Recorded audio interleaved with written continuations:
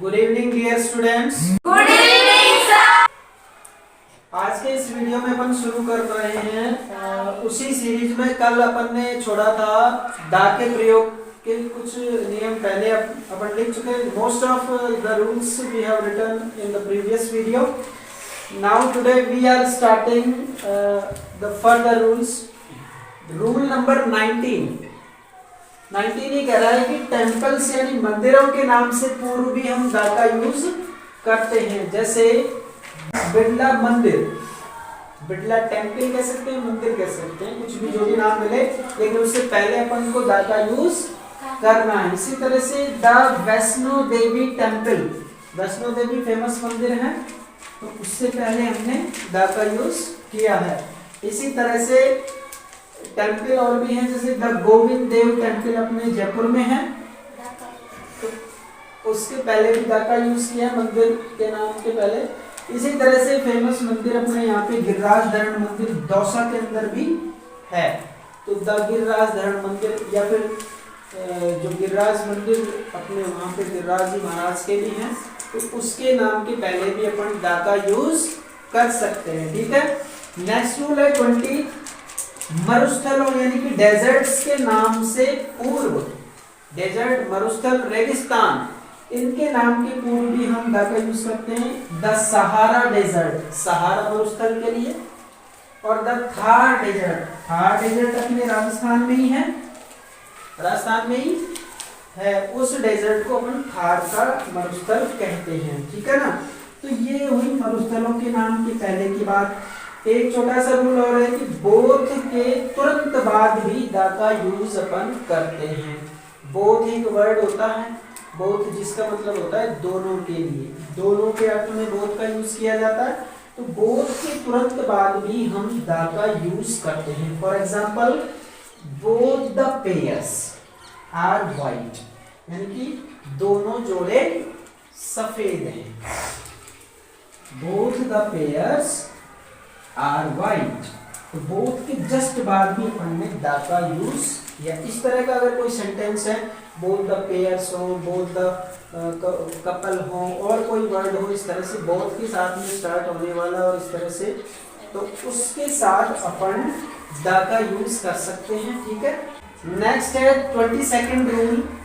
वो ये बात कह रहा है कि किसी पैसेज या गद्यांश या अवतरण में एक बार आने वाला नाउन यदि दोबारा भी आए तो इस दोबारा आने वाले से पूर्व दा लगेगा। कहने का मतलब है कि यदि वो दोबारा आ जाए तो अगली बार आने पर उससे पूर्व क्या लगेगा? दा का यूज होगा। कैसे होगा देखिए, once there was a dog, तो ये सेंटेंस यहाँ पे कंप्लीट हुआ। इसी पैसेज में नेक्स्ट लाइन में फिर से यही वर्ड आ रहा है कि the dog was very hungry, तो अगली बार अगले सेंटेंस में डॉग वर्ड का यूज दोबारा से हुआ है, यानी कि वही कुत्ता जिसकी जो एक बार जिसकी मैं बात कर रहा हूँ, वही कुत्ता क्या था? वेरी हंग्री, बहुत भूखा था। तो वो नाउन दोबारा से आया है, दोबारा आने पर अपन ने उससे पहले किसका यूज किया? दा का यूज किया। बात क्लियर। इसी तरह से नेक्स्ट सेंटेंस है आई सॉ अ मैन, मैंने एक आदमी देखा। अ मैन, अब ये man, the man was old, ये आदमी जो मैंने देखा वो क्या था? ओल्ड था, बूढ़ा था। तो मैन यहाँ पर दोबारा आया है, दोबारा आने के कारण इससे पूर्व हमने किसका यूज कर दिया? दा का यूज कर दिया। इसी तरह से नेक्स्ट रूल है 23rd, किसी शब्द समूह यानी कि फ्रेज या उपवाक्य यानी कि क्लोज के द्वारा सुनिश्चित होने वाले नाउन के पहले, यानी कि कोई नाउन है जो या तो किसी फ्रेज से सुनिश्चित हो रही है या फिर किसी क्लोज से सुनिश्चित हो रही है, कोई उपवाक्य से हो रही है या फिर कोई शॉर्ट ऐसे फ्रेज से हो रही है, तो उसके लिए भी अपन ने दा का यूज किया है। जैसे द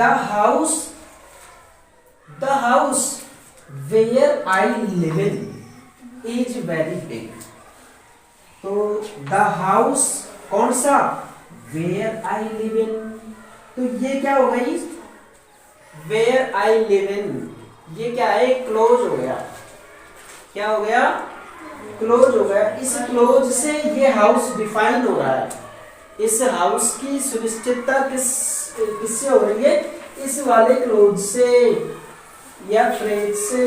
तो द हाउस वह घर, कौन सा, वेयर आई लिव इन, सीधे घर की बात नहीं की, मैंने कहा कि जहां, वह घर जहां मैं रहता हूं, इज वेरी बिग, बहुत बड़ा है।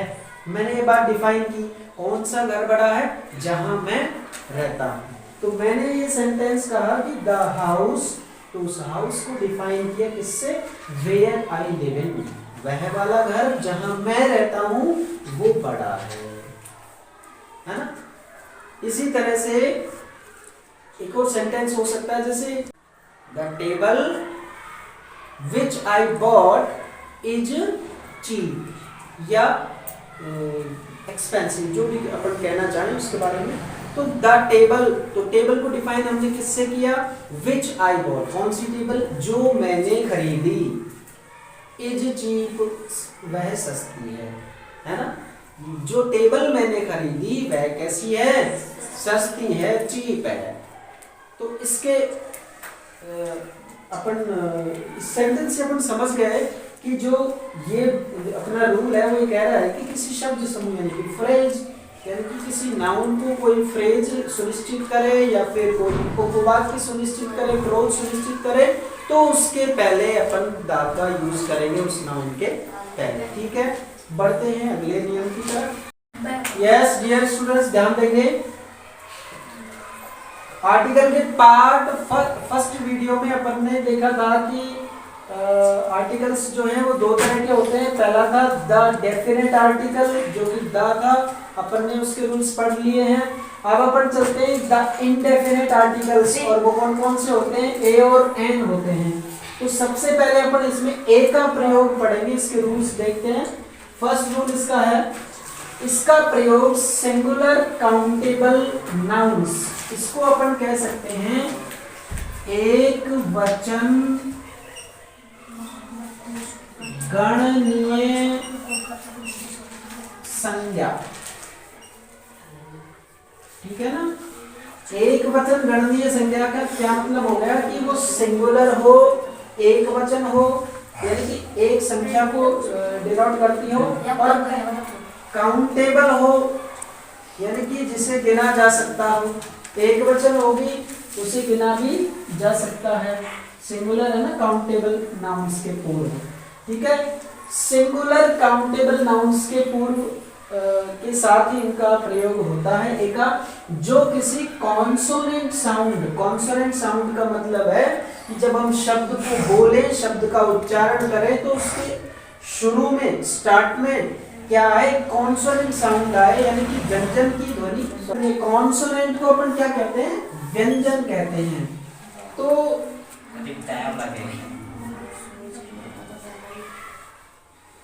इसका प्रयोग सिंगुलर काउंटेबल नाउन्स के साथ होता है जो किसी कॉन्सोनेंट साउंड यानी कि व्यंजन ध्वनि से शुरू हो, यानी कि हमारा जो वर्ड है उसकी स्टार्टिंग किस साउंड से हो, कॉन्सोनेंट की साउंड हो, वाउल साउंड नहीं होनी चाहिए।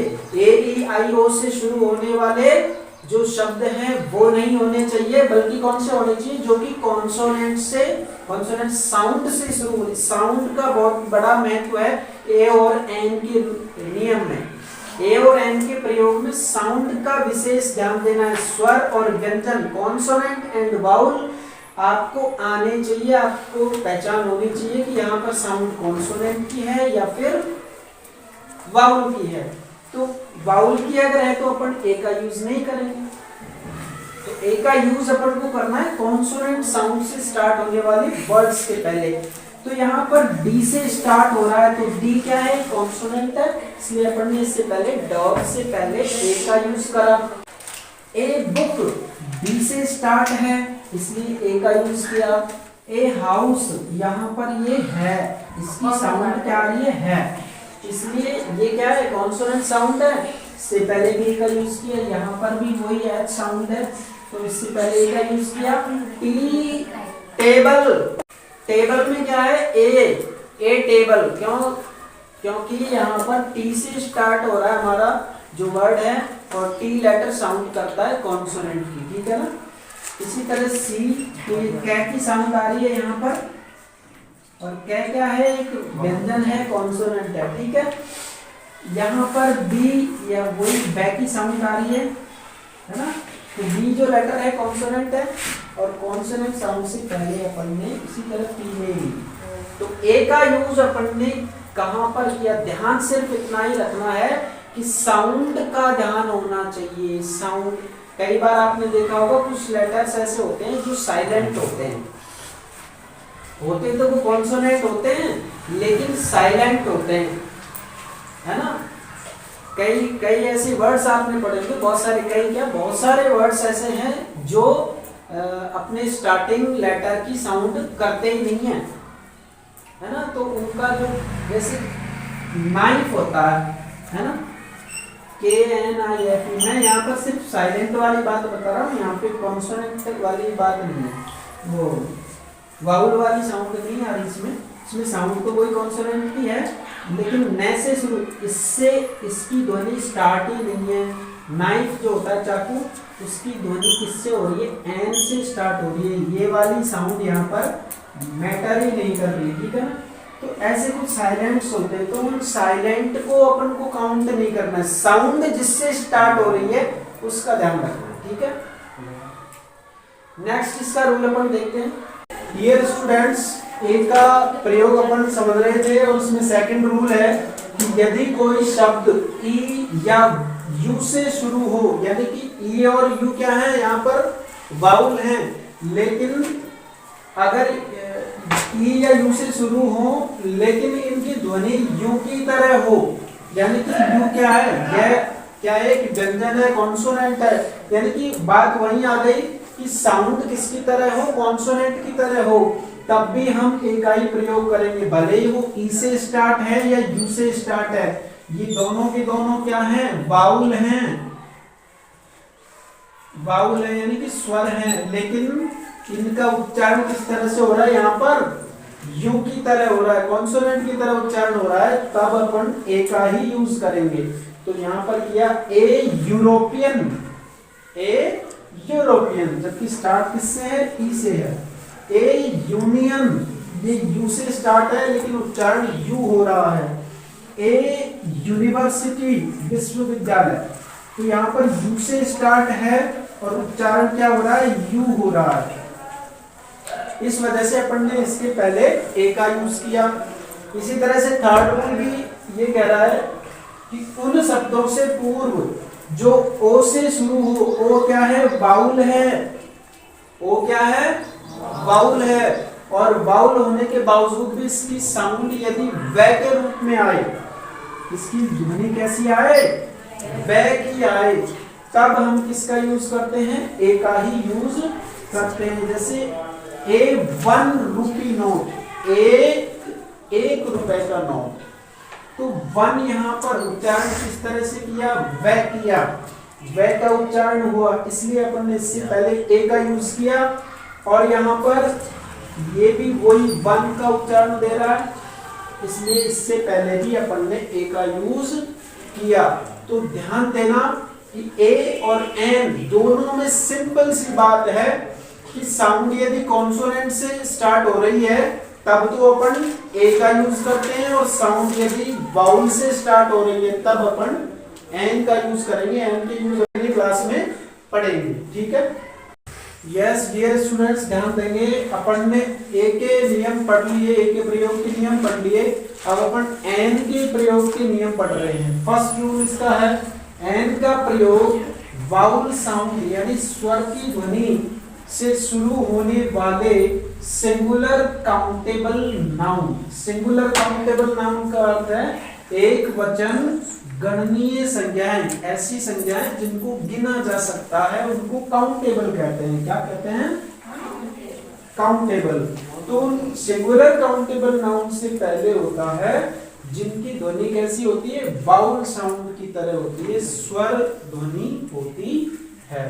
जैसे एन एप्पल, तो साउंड क्या आ रही है, ए, क्या साउंड आ रही है, ए, एप्पल। एन एलिफेंट, तो यहाँ पर क्या आ रही है, ये वाली साउंड आ रही है। एन इंक पॉट, यहाँ पर ये वाली साउंड आ रही है, an ink pot. An umbrella, तो यहाँ पर भी ए वाली साउंड आ रही है। तो एन की साउंड वाले वर्ड्स अपन ने ये देखे थे, एन का प्रयोग अपन ने वाउल साउंड वाले वर्ड्स के पहले किया है। An umbrella, an apple, an elephant and an ink pot. तो यहाँ पर साउंड का बहुत बड़ा रोल है। साउंड से ही अपन को पहचान में आएगा कि इसके आगे अपन ए का यूज करें कि एन का यूज करें, दोनों ही बहुत ही क्लोज हैं। अगर कॉन्सोनेंट साउंड आ रही है तो अपन को ए का यूज करना है, साउंड अगर वाउल की आ रही है तो अपन को एन का यूज करना है। साउंड की बात कर रहे हैं, लेटर की बात नहीं कर रहे। शब्द का शुरुआती लेटर कॉन्सोनेंट हो सकता है, वाउल हो सकता है, ये कोई मायने नहीं रखता। मायने क्या रखता है कि उसका उच्चारण किस ध्वनि से शुरू हो रहा है, किस साउंड से अपन उसको प्रोनाउंस कर रहे हैं, ये बात इंपॉर्टेंट है। ठीक है, तो ध्यान देना, ध्वनि कैसी हो, स्वर ध्वनि हो, और नाउन कैसी हो, सिंगुलर काउंटेबल नाउन हो, तो उनके पहले अपन क्या यूज करेंगे, एन का यूज करेंगे। नेक्स्ट है कि कॉन्सोनेंट साउंड से, सॉरी कॉन्सोनेंट, यहां पर लेटर की बात है, कॉन्सोनेंट से शुरू होने वाले उन संक्षिप्त रूपों से पूर्व जिनकी शुरुआती ध्वनि वाउल की तरह हो। बात वही आ गई कि साउंड किससे शुरू हो, वाउल से शुरू होनी चाहिए, चाहे लेटर कॉन्सोनेंट हो चाहे वाउल हो। ठीक है ना, चाहे लेटर कॉन्सोनेंट हो चाहे वाउल हो, लेकिन साउंड किससे होनी चाहिए, वाउल से शुरू होनी चाहिए, तब अपन उनसे पहले एन का यूज करेंगे। ठीक है ना, तो यहाँ पर संक्षिप्त रूपों की बात कर रहे हैं, इस चीज पर गौर करना। यहाँ पर अपन कंफ्यूज क्यों हो जाते हैं, क्योंकि अपन देखते हैं एम, और एम लेटर तो कॉन्सोनेंट है, क्योंकि ये साउंड कैसे करता है, मैं की साउंड कर रहा है, लेकिन यहाँ पर मैं से साउंड स्टार्ट नहीं हो रही, साउंड तो एम से हो रही है। साउंड किससे हो रही है, एम, तो इससे पहले क्या लगा हुआ है, ये लगा हुआ है एम एल ए। एम अपन को अगली वाली साउंड से मतलब नहीं है, तो शुरुआती लेटर की जो साउंड आ रही है इसका उच्चारण कैसे करेंगे, उस उच्चारण से ही ये निश्चित होता है कि अपन इससे पहले एन का यूज करेंगे या फिर ए का यूज करेंगे। तो साउंड वाउल है, वाउल साउंड हो रही है, an M L A, M, यहाँ पर एम यानी कि वाउल साउंड है। नेक्स्ट है एस डी एम, तो यहाँ पर साउंड किससे हो रही है, एस, तो वाउल की साउंड से स्टार्ट हो रहा है, क्योंकि संक्षिप्त रूप है। अगर ये संक्षिप्त रूप नहीं होता तो से की साउंड करता और तब ये कॉन्सोनेंट होता, लेकिन ये क्या है, एब्रिविएशंस हैं। एब्रिविएशन क्या होते हैं, संक्षिप्त रूप होते हैं। तो संक्षिप्त रूपों में अगर साउंड स्टार्ट हो रही है, किससे हो रही है, वाउल साउंड से अगर स्टार्ट हो रहा है, तो अपन इससे पहले एन का यूज करते हैं। इसी तरह से एन एच एम, तो यहां पर किससे हो रहा है, एच, साउंड किससे स्टार्ट हो रही है, एच से। तो ये इसका उच्चारण बड़ा इंपॉर्टेंट है, ना कि लेटर। लेटर कुछ भी हो सकता है, भ्रमित नहीं होना है, कंफ्यूज नहीं होना है बिल्कुल भी। अपन को रूल पता होने चाहिए, बिल्कुल 1 2 3, केवल 3 ही रूल नियम है इसके। वर्ड कॉन्सोनेंट से स्टार्ट हो रहा हो, लेकिन साउंड की शुरुआत किससे हो रही हो, वाउल से हो रही हो, तो अपन किसका यूज करेंगे, एन का यूज करेंगे। ठीक है, यहाँ पर साउंड का इम्पोर्टेंट रोल है। और ये कुछ एब्रीविएशंस हैं। एब्रीविएशंस का मतलब होता है संक्षिप्त रूप है। संक्षिप्त रूपों में शब्द की जो साउंड है वो वाउल से स्टार्ट हो रही है, इसलिए अपन ने इसमें एन का यूज किया है। तो नोटिस करेंगे स्टूडेंट्स कि एन के प्रयोग का जो अंतिम नियम है वो ये कह रहा है कि ऐसे शब्द जो एच से प्रारंभ हो, यानी कि शब्द की शुरुआत किस लेटर से हो, एच से हो, लेकिन एच क्या हो, साइलेंट हो, यानी कि एच साउंड नहीं करता हो, एच साइलेंट हो। और इसके बाद का जो शब्द है उसका उच्चारण किससे शुरू हो, वाउल से। तब अपन क्या करते हैं, एन का प्रयोग करते हैं। कहने का अर्थ क्या है, एच से वर्ड अपना स्टार्ट हो और उसके बाद आने वाला जो बाकी शब्द है उसकी जो साउंड है वो किससे शुरू हो, वाउल से। वाउल क्या है, स्वर। वाउल क्या है, स्वर।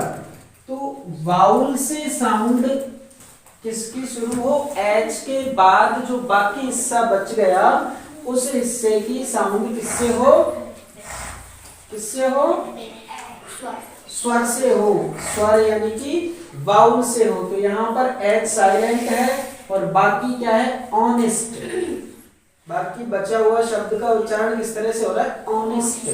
तो एच तो साइलेंट हो गया, रूल अपना क्या कह रहा है, एच से स्टार्ट हो, एच साइलेंट हो और बाकी जो शब्द बच गया उसका उच्चारण वाउल से स्टार्ट हो। घूम फिरकर बात वही वाउल साउंड पर आ जाती है कि साउंड किससे शुरू हो, वाउल से। तब अपन एन का यूज करते हैं। तो यहाँ पर क्या होगा, an honest man, an hour. यहाँ पर भी साउंड किससे स्टार्ट हो रही है, आ से। तो hour, an hour, an air. तो यहां पर इस तरह से ये साउंड स्टार्ट हो रही है, एन एयर, ठीक है ना। तो ए से साउंड स्टार्ट हो रही है। तो ए क्या है, एक वाउल है और वाउल साउंड से पहले सीधा सख्त नियम ये है कि अपन को एन का यूज करना है। बिल्कुल सीधा सा नियम इसका एक ही है कि वाउल साउंड से शुरू होने वाले शब्दों के पहले अपन किसका यूज करेंगे, और कॉन्सोनेंट साउंड से शुरू होने वाले शब्दों के पहले अपन किसका यूज करेंगे, ए का यूज करेंगे। सिंपल सा नियम यही है। ये बिल्कुल इजी नियम आपको ध्यान में रखना है। अब कुछ दो एक बातें इसमें अपन को ये ध्यान में रखनी है कि अगर साउंड डिफर कर रही है, यानी कि या तो कोई शब्द जो लेटर जो है वो साइलेंट हो, है ना, उसका उच्चारण ही नहीं होता हो, तब दिक्कत आती है, तब हमको पहचानने में प्रॉब्लम होती है। या फिर शब्द तो क्या है, वाउल के हैं, लेकिन उनका उच्चारण कॉन्सोनेंट से शुरू हो रहा है।